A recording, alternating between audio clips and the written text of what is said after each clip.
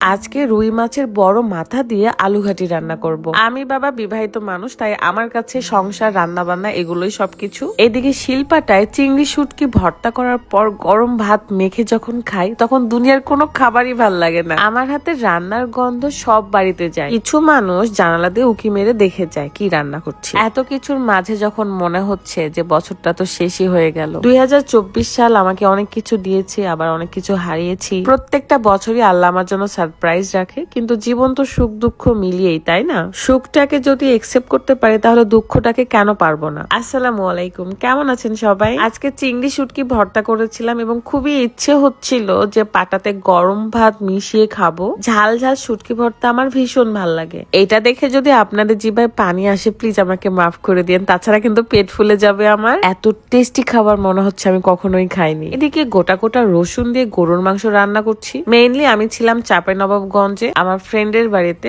And এই ভিডিওটা আমি বছরের শেষেই আপলোড করছি। যখন আমি আমার পছন্দের মানুষ কিংবা আপন মানুষের বাড়িতে ঘুরতে যাই তখন একদমই চুপ করে বসে থাকতে পারি না, আমি হাতাপাতা করি, রান্না করি, হেল্প করি। আর আজকে আমি আমার পছন্দের আলু ঘাটি রান্না করব, তাও আবার রুই মাছের মাথা দিয়ে লেজ দিয়ে। জন্য সেদ্ধ করা আলু ম্যাশ করে পানি দিয়ে মিক্সড করে রেখে দিব। আমার মনে হয় খুব কম মানুষ আছে যারা মাছ দিয়ে আলু ঘাটি পছন্দ করে না। চলেন এখন দেখবো স্কিনকে কিভাবে দাগমুক্ত এবং ফর্সা করা যায়। গ্লোফি বিউটির ফেস ওয়াশ এবং হোয়াইটেনিং নাইট ক্রিম। ফেস ওয়াশটা আমার কাছে ভীষণ ভালো লাগে কারণ এটা স্কিনটাকে ভেতর থেকে ক্লিন করে, স্কিনের দাগগুলো দূর করে, সাথে স্কিনকে ব্রাইট করে। তারপর রাতে আমি ব্যবহার করব গ্লোফি বিউটির এই হোয়াইটেনিং নাইট ক্রিম। এটা স্কিনের যে ব্রণের দাগ সেটা দূর করবে, সাথে স্কিনটাকে ব্রাইট করবে। গ্লোফি বিউটি ফেসবুক পেজ থেকে আপনারা এই ফেস ওয়াশ এবং নাইট ক্রিমটা পেয়ে যাচ্ছেন। পেজটা কিন্তু ডেসক্রিপশনে দেওয়া থাকবে, চেক করে নেবেন। যারা স্কিনটাকে ফর্সা এবং দাগমুক্ত করতে চান তারা কিন্তু দেরি না করে এখনই অর্ডার করুন। Thank you.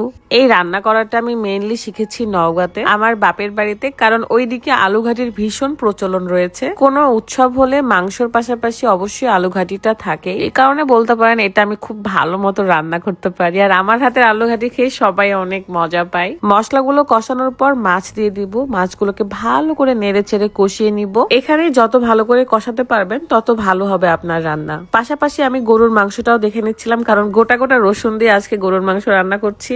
মাছ কষানো শেষ হলে ওই যে ম্যাশ করে রেখেছিলাম আলু, সেটাকে দিয়ে দিব। দেন ভালো করে নেড়ে ছেড়ে ঢাকনা দিয়ে ঢেকে রেখে দিব। মাছটা আধা সিদ্ধ থাকতে কিন্তু আলুটা দিলে বেশি ভালো হয়, তাহলে মাছ পুরোপুরি গলে যাবে না। দেন অনেকক্ষণ নাড়াচাড়া করব, এক কথায় কষায় নিব। পরিমাণ মতন একটু পানি দিয়ে ঢেকে দিব। আর এইদিকে আমি পেঁয়াজ ফোড়ন দিচ্ছি, কারণ পেঁয়াজ ফোড়ন দিলে স্মেলটা আরো ভালো আসে। পেঁয়াজের সাথে যদি আপনি 2-4টা জিরা কিংবা একটা রসুন কুচি করে দেন তাহলে আরো ভালো লাগবে। আমার হাতে রান্না পাড়ার প্রতিবেশীরা শুনে জানালাতে উকি মারতে আসছে, মানে আলামি নদীতে শুট করতেছিল। দেন আলু ঘাটির একটু ঝোল নিয়ে সেই পেঁয়াজের ফোড়নটাকে ভালো করে ম্যাশ করে দিয়ে দিলাম এবং ভালো করে নেড়ে চেড়ে নিচ্ছি। আলু ঘাটি রান্না করা শেষ, এখন আমি এটাকে সার্ভ করে ফেলবো। কিন্তু বিষয় হলো পুরো বাটিটাই ভরে গেছে। দেন এটাকে আমি আস্তে আস্তে করে ডাইনিং এ নিয়ে আসতেছিলাম। পরে যেহেতু সবাই মিলে একসাথে বসবো তাই মেঝে দিয়ে পাটি বিছিয়ে বসে পড়লাম, এন্ড আমি প্রত্যেকটা আইটেমে একটু একটু করে নিচ্ছিলাম, কারণ আজকে অনেকগুলো রান্না বান্না হয়েছে। শাকভাজি, ভর্তা, শুটকি ভর্তা, ছোট মাছ, গরুর মাংস,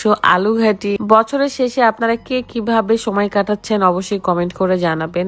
আর এই বছরে আপনারা কি পেলেন আর কি হারালেন অবশ্যই জানাবেন। যেটাই পাই আর যেটাই হারাই না কেন, আল্লাহ আমাদের জন্য যা ভালো সেটাই করে। তো একটা কথাই বলবো, হতাশ হয়ে চুপ থাকবো না, পরিশ্রমের সাথে সাহসের সাথে কাজ করে যান, আপনি অবশ্যই সফল হবেন একদিন। বছরের শেষে বিদায় জানিয়ে এবং নতুন বছরের আগমনে শুভেচ্ছা জানিয়ে আজকের ভিডিওটা শেষ করছি। সবাই ভালো থাকবেন, সুস্থ থাকবেন। আল্লাহ হাফেজ, আসসালামু আলাইকুম।